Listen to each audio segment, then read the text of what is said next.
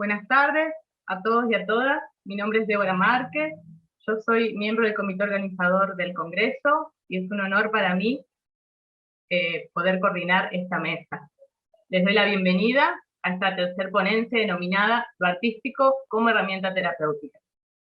Tanto en lo personal como en lo colectivo, es un placer contar con esta exposición que tendremos a continuación y resalto la importancia de esta disertación donde se desarrollará uno de los ejes de este congreso. Considero muy importante poder aprovechar este espacio para preguntarnos, para poder debatir qué lugar tiene esto de lo artístico, ¿no? Que es más siempre del orden del disfrute, del orden del placer, un lugar que seguramente nos invita a poder desarmar algo para seguramente en algún segundo tiempo poder nuevamente que algo se vuelva a construir y se vuelva a armar, seguramente desde otro lugar, desde un lugar distinto. Y en esto también la importancia, en este caso, de los acompañantes terapéuticos, de este otro, que pueda dar un sentido singular a esto nuevo que se puede producir, en este caso a través del arte, donde algo cobre un nuevo sentido. Bueno, en esta actividad nos acompaña la licenciada Helga Robert. Ella va a presentar el trabajo titulado El hecho estético en el acompañamiento terapéutico. Helga es licenciada y profesora en psicología, psicoanalista, supervisora y referente de equipos de acompañamiento terapéutico en la provincia de Buenos Aires, es socia de ATRA, miembro de comités organizadores de eventos, jornadas y congresos de acompañamiento terapéutico. También es miembro fundador de Espacio Umbral en La Plata y coordinadora de Ateneos Clínicos. Cuenta con escritos específicos publicados también.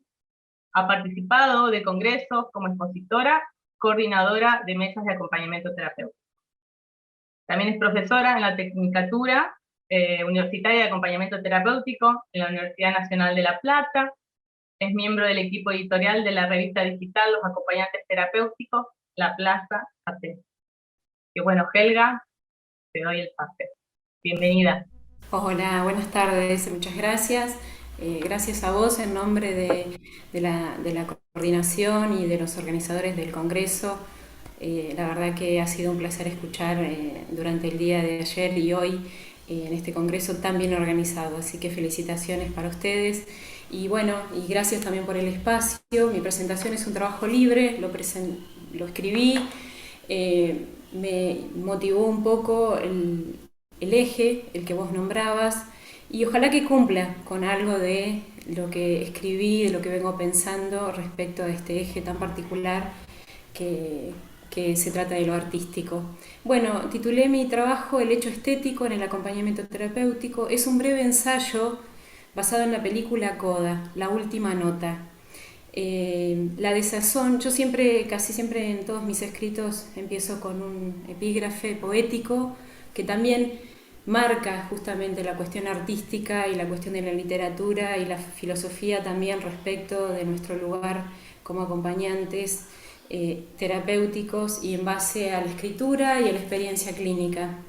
Empiezo así: la desazón después del beso, en ese orden aparezco en el mundo, una madre es un piano triste, el primer accidente, una madre dentro de otra madre, de María Malusardi, una poeta porteña. El epígrafe siempre está asociado a lo que voy a escribir, obviamente. Les voy a hacer una descripción breve de la sinopsis de la película. Coda, la última nota, es un género dramático de música, dura 96 minutos, es de Canadá. Los protagonistas los conocen: Patrick Stewart, Kate Holmes, Giancarlo Espósito y otros. Está en Netflix Argentina. Los invito a que la vean.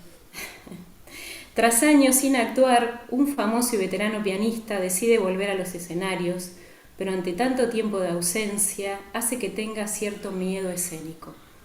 ¿Miedo escénico? ¿A qué? ¿No? Es la pregunta. ¿Por qué? ¿De dónde habrá venido ese miedo escénico? Por causalidad, no por casualidad, sino por causalidad, conoce una joven periodista y ex pianista que quiere entrevistarlo y escribir una nota sobre su vida. Ella será quien se convertirá en el apoyo y le brindará ayuda, La relación entre ellos es el centro de este prolijo y elegante drama que transcurre en el mundo de la música clásica. Una vía posible. Ante todo, sugiero que vean la peli, como ya les dije, pero aún así trataré de iniciar un recorrido mediante el proceso creativo de la escritura con el fin de llegar a las ideas que quiero compartir. Intentaré precisar, en base a algunas escenas del film, bajo la forma de una viñeta clínica, un escenario similar al que podría suceder en un auténtico acompañamiento terapéutico. Valerse del arte del cine, a mi parecer, para pensar la clínica T es apasionante y a su vez un recurso de apertura para sostener la teoría. Henry, nuestro protagonista, es un hombre viejo, elegante y muy inteligente. Es considerado el mejor pianista del momento, debido a su recorrido y gran regreso a los escenarios más importantes de Europa. Aunque luego de su primer concierto salió corriendo de la sala buscando refugio en un callejón. Estaba todo transpirado y temblando de miedo, aparentaba necesitar ayuda. Por eso le pidió al guardia, que estaba por ahí del lugar, un cigarrillo. Él no fumaba, y ante ese sencillo acto le permitió, al menos en ese instante, alejarse del pánico. Asimismo, su agente o representante se acercó a darle aliento y luego de una charla parecida a de un entrenador o de un coach, en donde apeló a la fortaleza y a la confianza en sí mismo, con el fin de que el sujeto se reponga rápidamente bajo los efectos de la sugestión y también de la nicotina, y gracias a ello le permitió terminar su presentación. A partir de aquí se pueden vislumbrar algunos rasgos de este hombre sombrío y angustiado. Existe una frase que Henry mencionó que podría dar una referencia a su padecer. El desastre inminente es lo que lo hace especial. Quizás sea una señal para entender su hastío y desazón. Ya lo iremos viendo. La vida de Henry va transcurriendo en un constante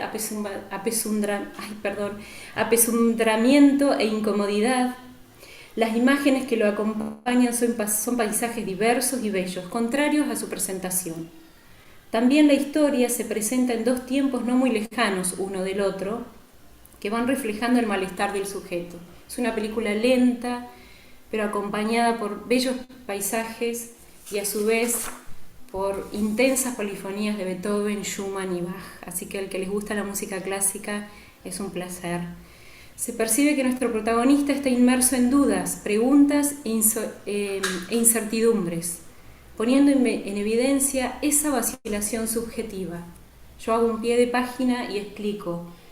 La vacilación subjetiva, entendida como un traspié, vacilación fantasmática y conmoción neurótica que hace tambalear al sujeto en toda su estructura. Es decir, su libreto montado con el otro, con los otros, se trastoca y suele presentarse mediante crisis de angustia y o manifestaciones en el cuerpo. No hay edad, no hay tiempo para que esa vacilación aparezca. Aparece como en este sujeto viejo o adulto mayor, para ser más suave. Sigo. Evidencia esa vacilación subjetiva que suele envolver al neurótico en algunos momentos de la vida, siendo este uno singular, ya que presenta una conciencia de finitud y de las pérdidas por el solo hecho de ser un hombre grande.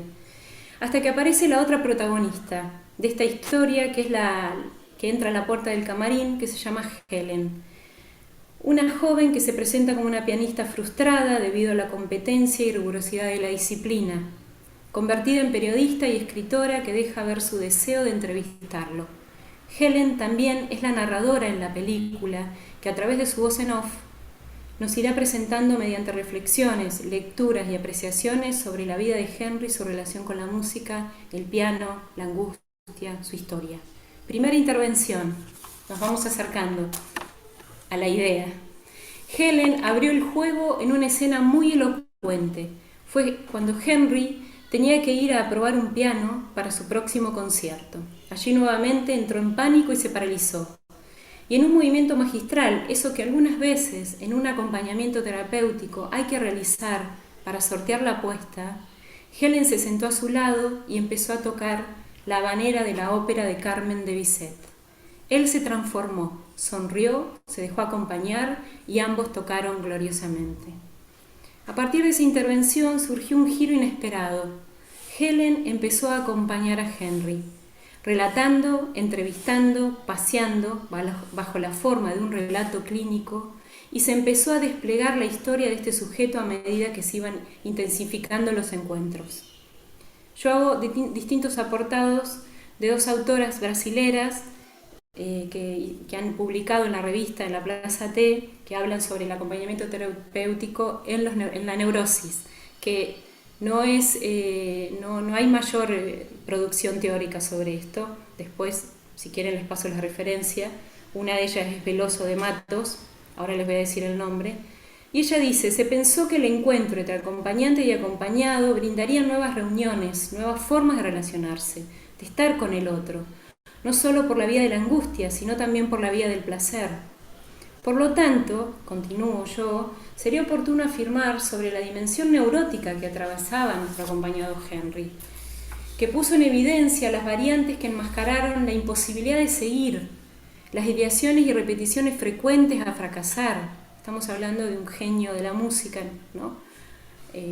Recreado, las angustias constantes y sonantes, las inercias fantasmáticas que lo paralizan, los mandatos que le exigían y, lo más importante, descubrir aquello que podía emerger, algo de su subjetividad, algo que le causaba, ¿no?, acerca de su vida, quizás del ocaso de su vida. Quizás dicha presentación sirviera para motorizar el inicio de una T, de un acompañamiento propiamente dicho, que permitirá alojar a nuestro sujeto neurótico en crisis.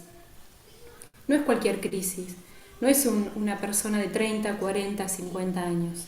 Es una persona que está al final de sus días, del final de una carrera, que reinicia nuevamente. Por eso hay que vislumbrar de qué crisis estamos puntuando. Y aquí es muy importante, ¿no?, la particular atención en el discurrir de un acompañamiento junto a un equipo, ¿no?, en el mejor de los casos, donde se pueda pensar las intervenciones y las lecturas posibles de este sujeto en cuestión.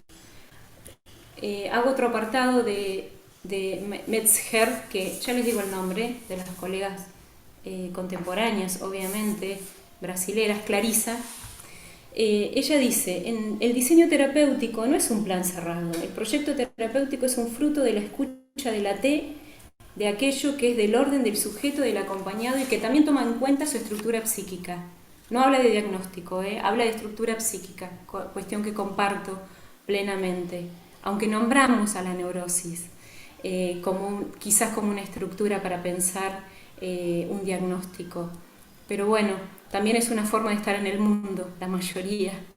Henry, la mayoría, y como tantas otras presentaciones, ¿no? Continúo. Henry, en otro de sus conciertos, arruinó la coda. Ahora les voy a explicar qué es la coda, ¿no? Yo me pregunto, ¿arruinó la coda?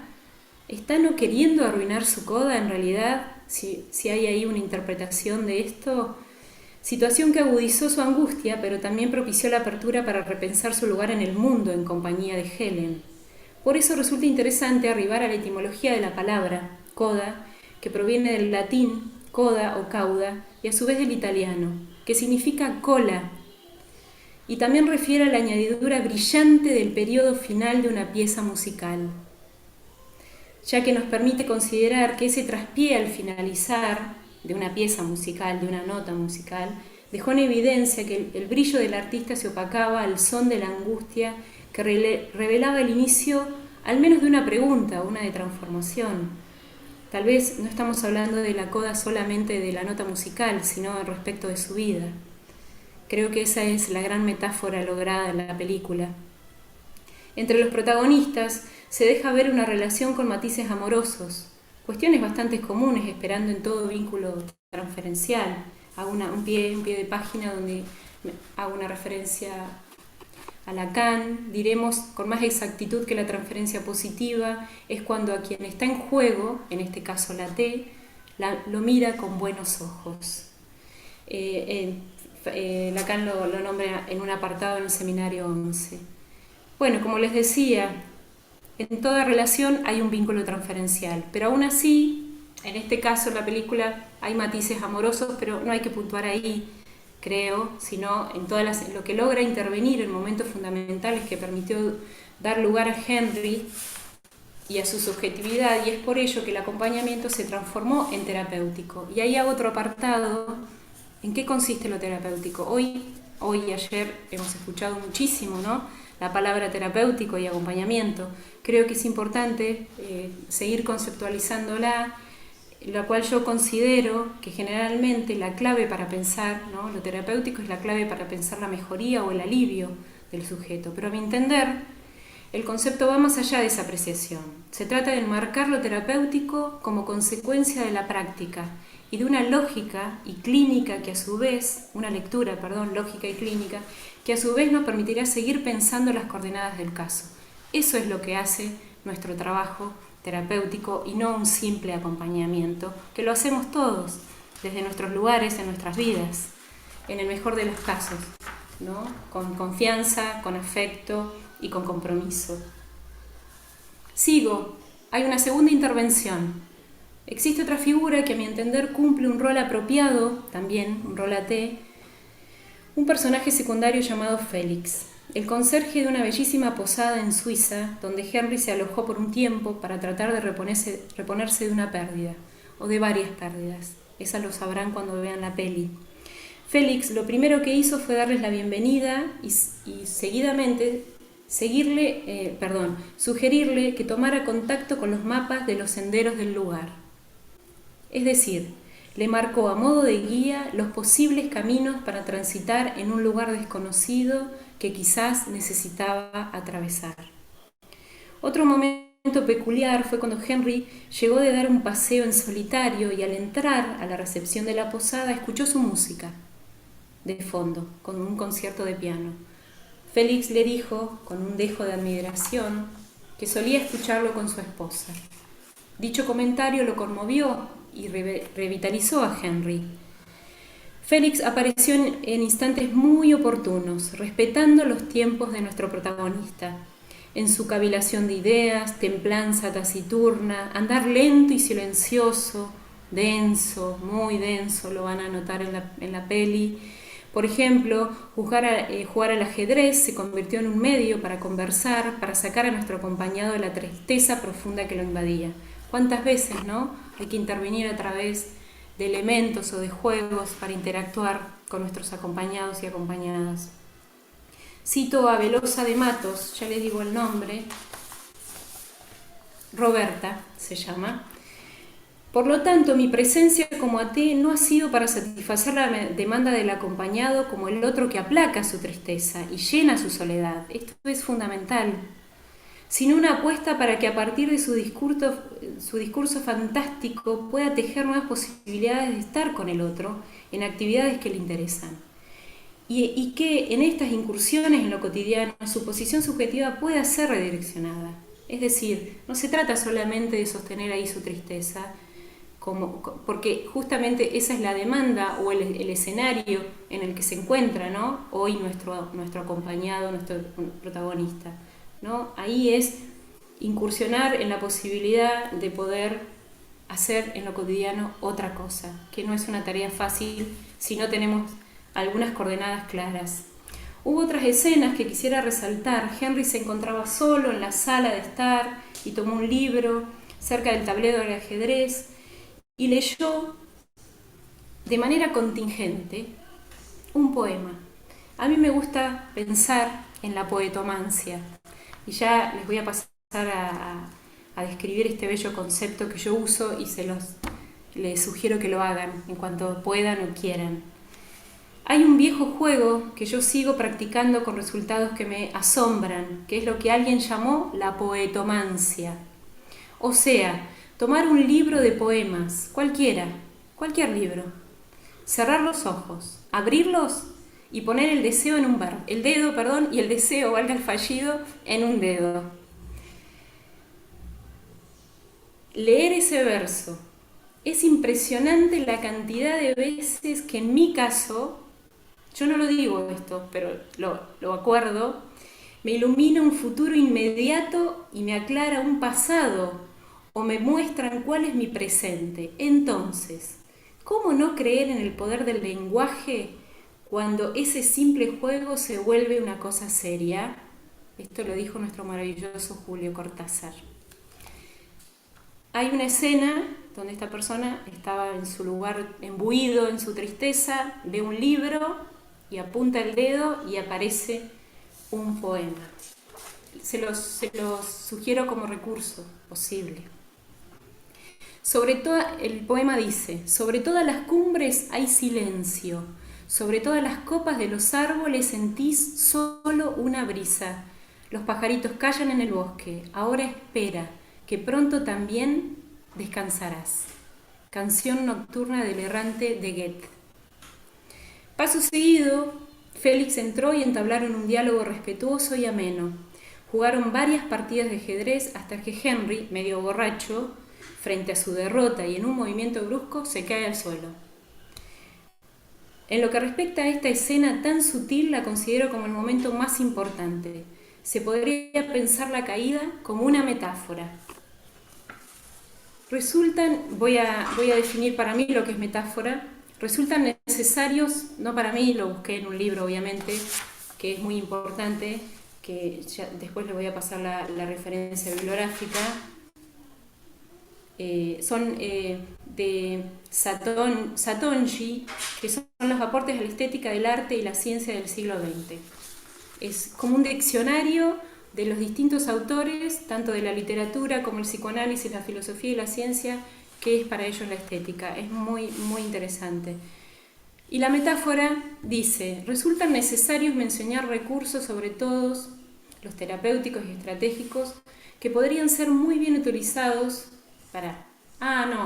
disculpen. Esta referencia era de acuerdo a los recursos que le decía sobre la poetomancia, que es uno de los recursos, no es el único. Eso va a depender muchísimo del sujeto por acompañar. El tema de la metáfora es: el lenguaje de todo hombre razonable pretende ser lógico. La metáfora, en cambio, no lo es. Hemos visto que solo porque es considerada como una ruptura con la lógica, que es por lo que puede ser interpretada correctamente por el destinatario del mensaje que lo contiene. Es pues un mecanismo que se opone en cierta medida al funcionamiento normal del lenguaje. O sea, en la metáfora viene a representar otra cosa. Y esta caída, para este sujeto, según mi interpretación, significa algo que no hay que perder de vista. ¿Cuántos detalles, diría Vivi Bálsamo en la clínica del detalle, hay que estar atentos? Esto no fue un detalle, fue una caída real, literal, pero a su vez podemos hacer una lectura metafórica en nuestro discurrir en el acompañar, permitiéndole a Henry despabilarse de ciertos fantasmas que lo venían persiguiendo hace mucho tiempo. Y en un despertar, el tipo estaba borracho, pero ahí, en su propio deseo, riendo a carcajadas como un júbilo de alegría y culminación. Yo lo pienso al júbilo desde el lugar de la alegría y también de júbilo en el hecho de jubilarse, ¿no? De un lugar que quizás en su momento sea oportuno, dejando caer sus restos de severidad en los mandatos y en la excelencia como único modo de vida. Me falta un detalle que quiero hablar sobre el hecho estético. Frente a lo mencionado en el párrafo anterior es donde ubico el hecho estético en el AT. Pensado como un instante que aparece. No se trata de pequeños ni grandes momentos, ni bellos o feos. Tampoco sería un momento único, tal vez podrían existir varios. Más bien se trata de esperar, tolerar, soportar y desear, ser pacientes de paciencia para que surja algo distinto y que propicie quizás un cambio de posición subjetiva. Sería como un centelleo de algo recreado, reinventado desde una mirada estética y en perspectiva, que vaya más allá de lo artístico y desde un lugar ético, que a mi parecer permitiría junto a un sujeto recoger alguno de sus restos y los otros perderlos y transformarlos en otra cosa. Y termino con el texto de Borges, que es donde saco el hecho estético, que amplío dicha mirada estética en un breve relato de Borges, donde él dice, escuchen por favor porque esto es una genialidad para mi gusto: la música, los estados de la felicidad, la mitología, las caras trabajadas por el tiempo, ciertos crepúsculos y ciertos lugares quieren decirnos algo o algo dijeron que no hubiéramos debido perder. y están por decir algo, esa inminencia de una revelación, como dijo nuestro acompañado, algo de lo inminente que no va a poder manejar y quizás una revelación. Eso para Borges, eso que no se produce, es el hecho estético. Según mi apreciación, es un majestuoso escrito que cobra vigencia para ubicar al protagonista y su decir en uno de los momentos de mayor desesperación. El desastre inminente lo hace especial.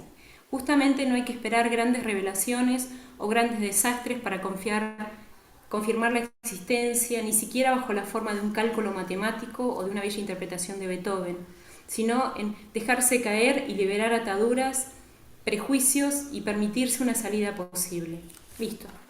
Lo demás, descúbranlo ustedes cuando vean la peli y se acuerden en este tiempo que les he podido leer y escribir y compartir. Gracias, Débora. Ojalá que escuchemos ahora a Alejandro. Gracias, Helga. Me hiciste viajar, te digo, y voy a ver la película. Espero que podamos tener un intercambio cuando finalicemos la exposición, que tengamos tiempo. Bueno, a continuación... Gracias. Dale, gracias. A continuación va a exponer el psicólogo Alejandro Chévez Maldestein con su trabajo denominado De la amistad terapéutica a la violencia terapéutica hay un solo paso. Bueno, él se formó como acompañante terapéutico en el equipo de Eduardo Calina entre 1999 y 2002, es psicólogo por la Universidad de Buenos Aires y la Universidad Complutense de Madrid. Es máster en psicología social, supervisor de equipos de salud mental y autor y colaborador del libro Acompañamiento Terapéutico en España. Alejandro, cuando quieras te escuchamos. Bueno, pues muchas gracias, me ha encantado, lamento haberme conectado tarde, lo que he escuchado de la ponencia de Helga me ha parecido maravilloso y quiero agradecer, bueno, a Débora que nos presenta y a la organización por haberme invitado. Es para mí un verdadero honor estar aquí, lo disfruto muchísimo y ya quisiera que estuviéramos todos juntos en masa, ¿no? Hacer un poco de masa que está bien, es italiano y sabe bien. Y por supuesto en especial a mis amigos de la Fundación Sistere, que siempre me están apoyando de una u otra manera y que también sé que andan por allí. Bueno, como en todo acompañamiento y obra de teatro, la cosa es coger carrerilla y empezar a hilar las cosas que uno quiere decir. Me va a ser un poco complicado porque estamos aquí en plena crisis de gripe, aquí es la noche, la cena, y hay que ir a acostar a mi hija, y está la abuela, y son sus complejidades. Pero vamos a empezar por una frase que me ha quedado de las últimas conversaciones que he tenido con la gente en Argentina, y ya es un ritual, y de hecho yo lo hago también en algunos de los textos, empezar haciendo una alusión con esto de la amistad, ¿no? Hablar de la famosa leyenda de que el acompañante terapéutico empezó con un prenombre que sería amigo calificado. Yo no conocí eso, yo llegué ya avanzado en el equipo de Calina, eso no estaba. Sí que es verdad que había una promoción de la amistad un poco así como... Había un claro impulso a generar una relación vincular amistosa con los pacientes. Pero yo me pregunto si el acompañante terapéutico no se trata más de que se agrega al terapéutico al amigo calificado. Esto es una reflexión que acabo de hacer, pero o es más bien un terapeuta descalificado que se queda a veces en la cuestión del amigo, ¿no? A mí últimamente hubo un debate sobre el tema yo planteaba el hecho de que un acompañante terapéutico es, por su propio apellido, un terapeuta. Y quizás lo que habría que pensar es qué tipo de terapeuta es, ¿sí? No, todas estas cuestiones acerca de que el acompañante tiene que ir asociado a una persona que dirige un tratamiento. Yo me preguntaba, siempre me pregunto esto muy bien, ¿no? Porque en muchos casos que trabajamos no existe esa referencia terapéutica y entonces según las leyes de acompañamiento y algunos planteamientos de la ética, no sería acompañamiento terapéutico, pero es verdad que muchas veces nos vemos instados a intervenir en situaciones donde todavía no se ha instaurado el tratamiento y nosotros somos los que estamos ahí promoviendo que esto suceda, ¿no? Bueno, esto lo dejo caer ahí porque algo de esto va a andar rotando en torno a la ponencia. Voy a ser muy sintético con el tema de la cuestión de la amistad, ¿no? Yo decía que para el psicoanálisis, lo que es la transferencia al psicoanálisis es la amistad al acompañamiento terapéutico. Entonces la cuestión se trata de saber qué tipo de amistad es la que se instaura en el marco de un acompañamiento terapéutico.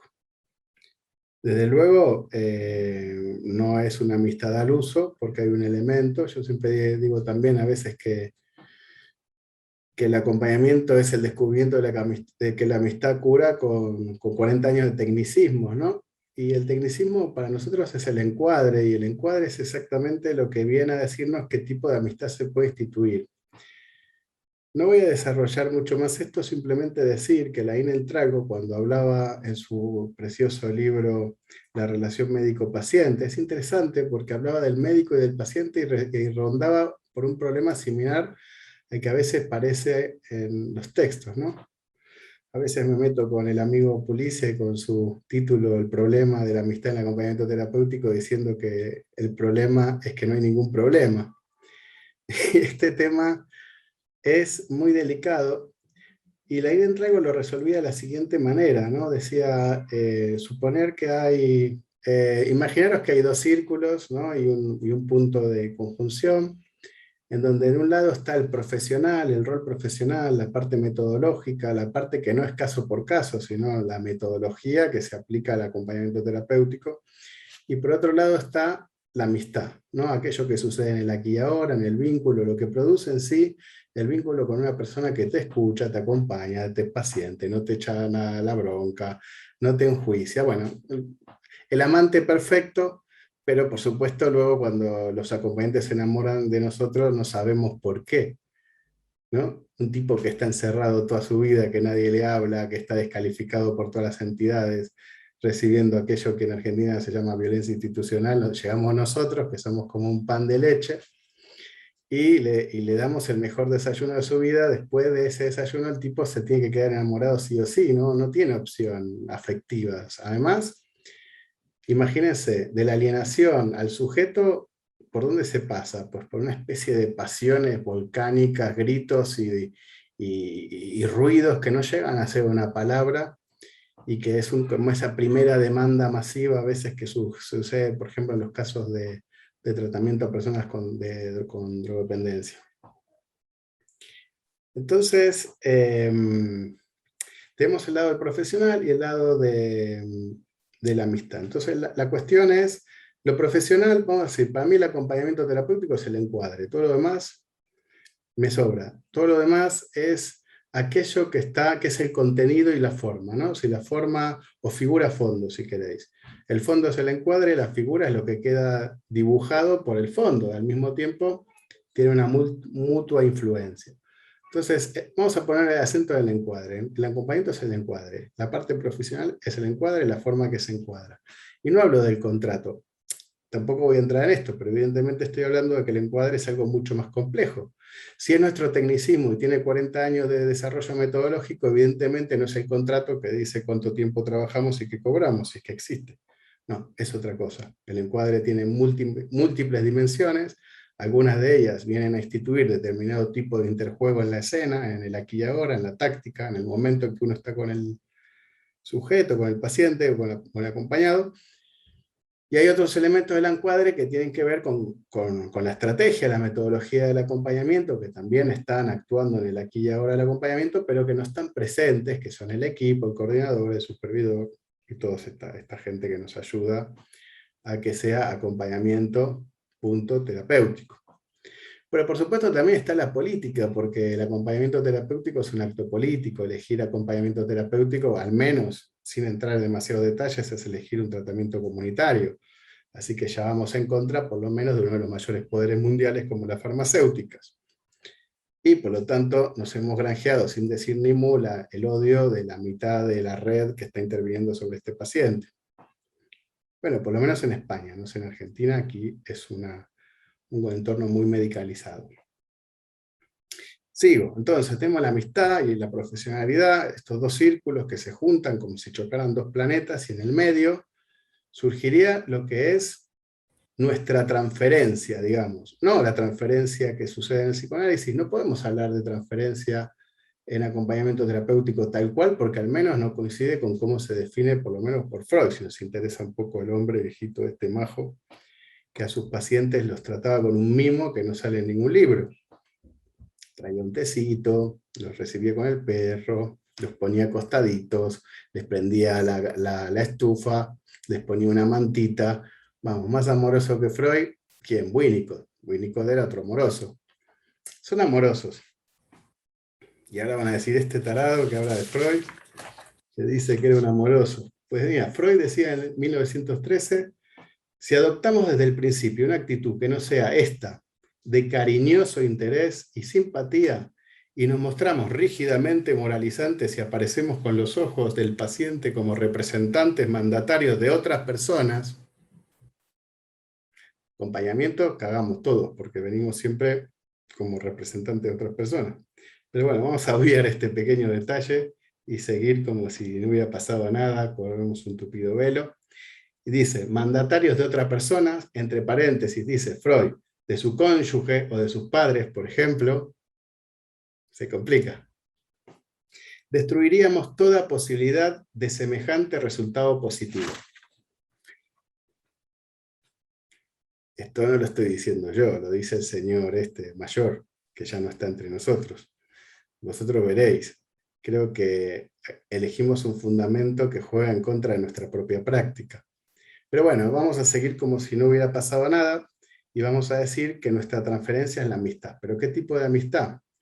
Pues justamente la que entra en conjunción entre lo profesional y la amistad, que sería una, dice Leinentrago, cuasi amistad ligada a la tarea. Y aquí Pichon Rivière se revuelve la tumba y se ríe de todos nosotros porque él lo estuvo diciendo durante toda su vida, ¿no? La tarea como eje aglutinador y organizador, en términos encuadráticos, de lo que sería esa relación de amistad. Quiere decir, nos aliamos íntimamente, y esto lo dice Leinentrago, no yo, para resolver un problema al cual estamos ligados íntimamente. ¿Sí? Cito de memoria por cuestión de tiempo. Bien, hasta aquí todo fenomenal. Ya tenemos identificado la amistad, cómo funciona en el acompañamiento terapéutico, nuestra transferencia, o sea, nuestro concepto vinculante al otro. Me parece que hay que hablar lisa y llanamente de amistad, claro que teniendo en cuenta que es una amistad que está al servicio de una tarea o que está estructurada por una tarea, porque la idea de crear una amistad que fuera más allá de esa tarea, o sea, la ilusión de la amistad, eso sí que es un problema. ¿Sí? Cuando jugamos al semejante, y lo hacemos siempre, porque además si no asemejamos no enganchamos, como dice también el amigo Pulice, cuando asemejamos, ¿no? Cuando nos aproximamos, como diría el señor Rossi, entonces, ¿qué estamos haciendo? En mis términos, y como lo voy a plantear a partir de ahora, es manipulación. En el sentido de utilizamos la ilusión de la semejanza, o sea, de la amistad más allá del marco de la tarea, como una manipulación para poder modificar, intervenir y transformar lo que sería la relación acompañante-acompañado. Es un subterfugio, o, acá estoy por ahí, voy a coger el término arte, pero a las malas, es un artificio. ¿Sí? Es un hecho artístico que utilizamos para nuestro beneficio. ¿Qué pasa? En este momento el acompañante está pensando que su relación con el otro, o sea, cómo funciona su relación con el otro, ¿no? Donde el otro es el paciente, y donde en esa definición también hace una definición de poder. ¿Sí? ¿Cómo se sale de esta situación violenta, intrínseca del encuentro con el otro, sin entrar en los artificios de hacer pensar que tenemos una amistad que no tenemos. Digamos, no nos vamos a poner a hablar con el paciente, o sí estaría bien, quizás acá ya no lo sé, de cuál es nuestra relación de amistad, que es una cuasi amistad, porque Alejandro dijo que hay dos círculos que chocan como planetas, y uno es un encuadre, otro es la amistad, y en el medio la cuasi amistad, porque eso no va a funcionar, hay que usar el lenguaje del paciente. Me encantaba un paciente que estuvimos hablando toda la noche acerca de si nuestra relación era de amantes o prostitutas. Me encantó, me parecía muy claro, porque decía, yo te pago, pero te quiero, tú me quieres, pero cobras. Era muy interesante, pero hay una violencia implícita solamente en esa narración, ¿no? En esa expresión hay un elemento de violencia que se trata de desentramar a partir de que, por suerte, el acompañante habla, ¿no? Y no se queda callado, como otros. Entonces, más o menos la cuestión de la amiguedad está delimitada. Violencia. Todo encuentro con el otro implica un acto de violencia. En el curso que dimos ayer fue, la verdad que me clarificó más a mí que a los alumnos seguramente. La pregunta es, ¿para qué existe el saludo? ¿Por qué los seres humanos nos inventamos algo que al encuentro con el otro creamos algo que llamamos saludo? Esto es un interrogante que plantea Ortega y Gasset en un textito muy bonito que podéis descargar, que creo que se llama El otro que soy yo. Nunca mejor. Él decía que toda sociedad no es una sociedad de iguales, sino diferentes, y por lo tanto es una disociedad, ¿sí? Y el hecho de encontrarse con lo diferente tiene un elemento de violencia. ¿Cómo hacemos que el encuentro con el otro no sea violento? Pues a través de un invento bastante estereotipado, que es el saludo.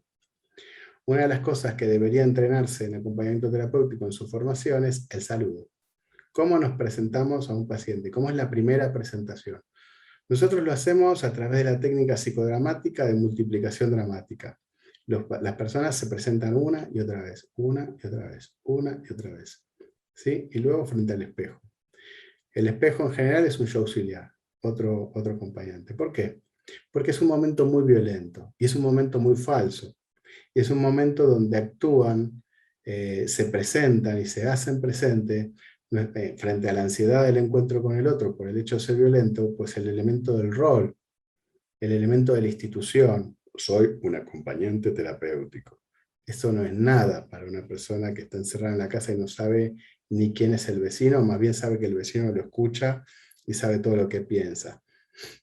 No está en esa realidad. En general, me acuerdo un equipo que quería que hiciéramos folletos para que la gente recordara qué es lo que éramos cuando íbamos. Esto no es un pensamiento grupal.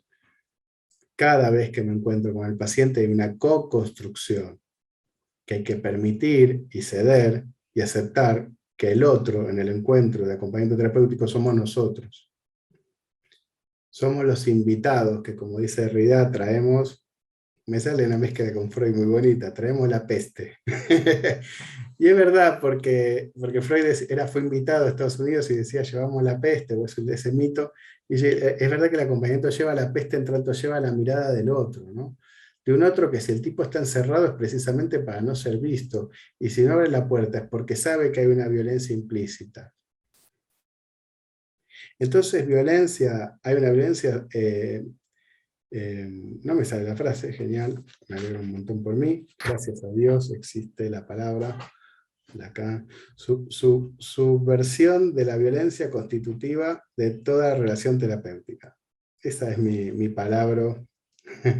Dice, el vínculo entre acompañante y acompañado no queda exento de la trama discursiva en la que se inscribe y por lo tanto de la trama de poder en que ella se despliega.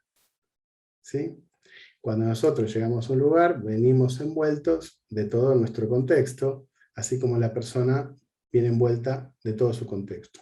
De hecho, un acompañamiento terapéutico individual, como digo, me gusta decir para molestar, no existe. Todo acompañamiento es el acompañamiento de un grupo que acompaña a otro grupo. ¿Sí? El otro día me mandaron acompañamiento porque era argentino. Porque la paciente es argentina y dijeron, tú vas a entrar mejor. ¿Ves? Como aquí, ¿qué está actuando? Y caso por caso. Yo me río de caso por caso. El caso por caso voy a aclarar mínimamente, porque si no voy a parecer muy violento y además muy mal educado. Se circunscribe a la parte de acompañamiento que tiene que ver con el aquí y ahora, con lo que yo llamo la táctica. ¿Sí? En el ámbito de la táctica funciona el caso por caso, es la parte, digamos, nuestro arte, y además es donde se juega la escena del acompañante terapéutico y la espontaneidad del acompañante o que pueda desplegar el acompañante. Pero cuando uno se aleja de ese momento, o sea, termina el acompañamiento, se va con el equipo y se pelea con el otro acompañante y se pelea con el psiquiatra que quiere ingresarlo y se pelea con la madre porque te trata como si tuvieras 15 años, cuando tienes 46 en mi caso, pues entonces ahí ya no hay caso por caso, ahí aparece lo institucional, aparece lo grupal, lo metodológico, lo estratégico, la táctica en el tiempo. Bueno, y con esto termino mi crítica puntual al caso por caso, ¿no? Bueno, no me quiero extender mucho más con esto, pero más o menos creo que el tema de violencia queda circunscrito. Yo entiendo la diferencia entre agresión y violencia, entre agresión y violencia de una forma muy concisa. ¿Sí? La agresividad es un hecho natural, forma parte de todas las especies y tiene que ver con un elemento adaptativo y de supervivencia. La violencia es un acto intencionado, ¿sí? Por ejemplo, en derecho romano, violare tiene que ver con atravesar un límite del otro, intencionado, donde presentifica la relación de poder. ¿Sí? En todo acompañamiento hay un hecho violento. Y no solamente porque le instituye la presencia del acompañante, sino, y ahora vamos a lo bueno, ya está presente en la situación de nuestro paciente. Si nosotros vamos a ver una persona que tiene un problema de salud mental, es porque en él ha ocurrido de una o de otra manera maltrato. Propongo dejar de pensar en términos de diagnóstico psicopatológico para empezar a pensar en diagnóstico relacional. Cuando entramos a ver un paciente tenemos que ser capaces de hacernos una idea de cuál es la circunstancia relacional, o sea, de cuál es el juego relacional que sostiene al paciente como síntoma de un grupo, o como dirían los grupalistas, como emergente. ¿Cómo lo hacemos? Ya existe esa tecnología, ¿sí? Yo, por lo menos, me he acercado mucho, además del psicodrama, a la psicología sistémica. Yo no suelo cerrar nada, lo dejo todo así abierto, que cada uno se cierre las heridas como quiera. Es una especie de sesgo psicodramático. Tenemos que darnos cuenta de cuál es el elemento que produce síntoma dentro del grupo al que nos introducimos. Muchas veces el grupo que produce síntomas va a ser la institución, muchas veces va a ser el propio equipo, muchas veces va a ser el equipo de tratamiento o el grupo que rodea al paciente y generalmente va a ser la familia. Sí, sí existe. ¿Qué cosa tenemos que observar? Pues, por ejemplo, ¿qué tipo de triangulación se produce? Hay 3 tipos de triangulación, algunas están más relacionadas en la investigación con... Estaba por aquí, pero no sé dónde está. Algunas están más relacionadas con la psicosis, otras con los trastornos límites y otros con las neurosis y depresiones. Por ejemplo, las triangulaciones pueden ser manipulatorias, pueden ser por deprivación o cautización. Bueno, hay diferentes tipos de triangulaciones que uno puede identificar. Y muy concreto, hay un caso con el que estoy trabajando, se llama Crisol. Ella tuvo un hijo y se descompensó cuando vuelve a la casa y se encuentra a las 2 madres que se llaman Encarnación, la de él y la de ella, en la casa. Llega a la casa y de repente ve un concepto bonito de la sistémica que se llama desconfirmación. Básicamente no hay lugar para ella, no es una interlocutora válida frente a su hijo y por lo tanto se descompensa. Pero antes de descompensarse le pregunta a su marido, ¿esto está sucediendo? ¿Qué quiere decir? Que ante el momento donde la realidad va a perder pie completamente, le pregunta a su marido si esto es real o no. ¿Qué sucede? Que eligió a su marido precisamente porque él también está fusionado con su respectiva madre. Seguimos analizando el caso como acompañantes, todavía no hemos hecho mucho más que conocernos. Hay 3 generaciones de madres que descalifican a los padres, por diferentes razones, de descalificación a la figura del padre. La abuela, fallece el padre, ella es la mujer fuerte, que luego cría a su madre, que tiene un marido descalificado, y luego viene ella y se encuentra presa entre dos lealtades. O ella también descalifica a su marido, que por cierto está descalificado por el hecho de que no ha salido del rol de hijo, sigue siendo hijo, no puede asumir el rol de padre, o defiende a su marido, ¿sí? Pero entonces tiene que dejar de sostener la lealtad a su familia, ¿no? Entonces, ella tiene una sola salida, la descompensación. Si ella se descompensa, sostiene a su madre como fuerte cuando no lo es, y sostiene a su marido como una persona capaz cuando en realidad no ha asumido el lugar de padre. De hecho, en lo funcional, el padre hace más bien de madre, con lo cual tenemos en la familia 300.000 madres. Hay que tratar de rescatar a Crisol. Esta es la lectura un poco, ¿cuál es la intervención terapéutica? No del acompañante, pero sería fomentar los límites de esta familia con sus familias de orígenes, poder restituir en el padre algo de la función paterna y, por supuesto, valoración y legitimación de Crisol a saco, a lo bestia, a muerte, a pesar de que esté descompensada. ¿Qué le importa esto al acompañante? Pues primero porque sabe dónde se mete. Lo segundo, el trabajo de validación es una de las intervenciones más fuertes y poderosas que tiene el acompañamiento terapéutico. Validación del otro. En nuestros textos ponemos que uno de nuestros objetivos es subjetivar. Pues una de nuestras intervenciones técnicas que hacemos sin ni siquiera abrir la boca es validar. Validar que el otro es una persona que habla, que es un ser humano hablante. Y esto creo que lo hacemos todos en todos los tipos de intervención, incluso cuando trabajamos en cárceles, con niños y lo que sea. Bueno, cierro diciendo esto. Somos seres humanos amorosos y maltratantes, por el mero hecho de que somos humanos. Con lo cual, la propuesta interesante quizás que puedo haceros es considerar el maltrato como un eje a la hora del análisis en las escenas de acompañamiento terapéutico. Porque todo maltrato, toda enfermedad mental está sostenida sobre un maltrato psicológico, por lo menos. Y siempre que hay maltrato físico, hay maltrato psicológico detrás. Por lo tanto, el maltrato psicológico es peor que el físico, además porque genera daños en varias generaciones, porque instala una pauta. Y ya está. Bueno, muchísimas gracias, Alejandro, por tu exposición. Y voy a pasar acá hay algunos comentarios. Bueno, dice que excelente todo, dicen que es un gusto, muy interesante, Helga, la analogía que hiciste, un placer escucharlo, precioso y preciso, excelente articulación en el trabajo, Helga, la importancia del posicionamiento del acompañamiento terapéutico, hermosas exposiciones.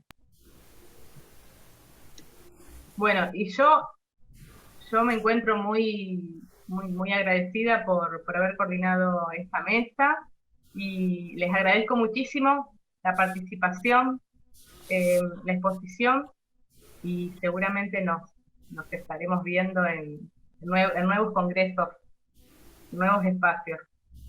Así que muchísimas gracias por estar. Muchas gracias, Débora, el placer es mío y supongo que nuestro, ¿no?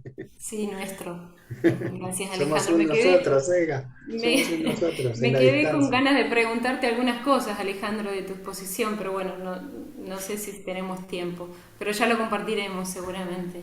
Seguimos en contacto y ámelas. Sí. Sobre todo las Muchas gracias. críticas. Gracias, Débora. Sí, Gracias a todos. mucho por decir. Muchas gracias. Chao. Chao.